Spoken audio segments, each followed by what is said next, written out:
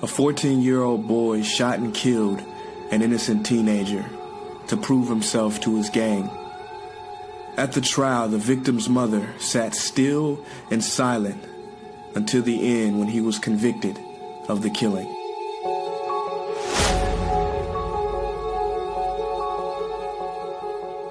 As he was being taken away in handcuffs, the mother of the boy who was shot stood up slowly, looked him in the eye, and said, "I'm gonna kill you," and sat back down, and the boy was taken away. After being in prison for a year or so, the mother of the slain boy goes to visit him. Now that boy had been living on the streets before the killing, and she was the only visitor he ever had. Not even the gang members came to visit him. Now he was kind of frightened before she came, but she said, "No, I just want to talk to you." And for a time they talked, and when she left, she gave him some money for cigarettes.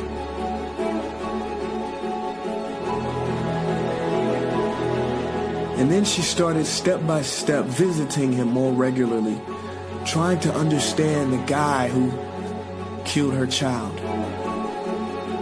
And she goes every few months.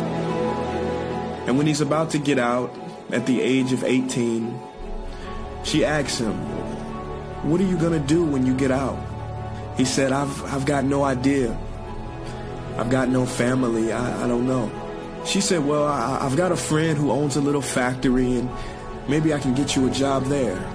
So she arranges it with the parole officer. And then she said, "Where are you gonna stay?" He said, I don't know where I'm gonna go. I don't have anybody." She said, "Well, I've got a spare room, and you can stay with me." So he comes and stays with her. So after 6 months, she pulls him aside and she says, I really gotta talk to you. Come on in the living room and sit down, let's talk." So she sits opposite to him and looks him in the eyes and says, "Do you remember in court the day you were convicted of murdering my son for no reason at all? And I said I was gonna kill you?" He said, "Yes, ma'am, I'll never forget that day."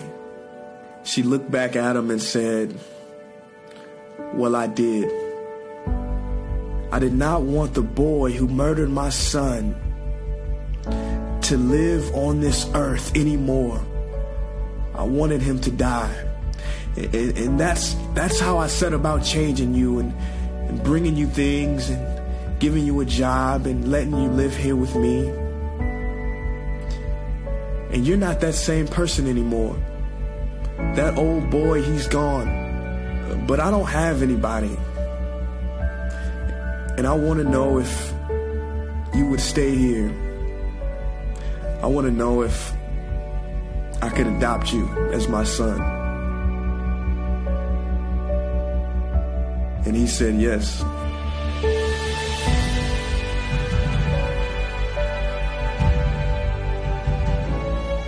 And she became the mother of her son's killer.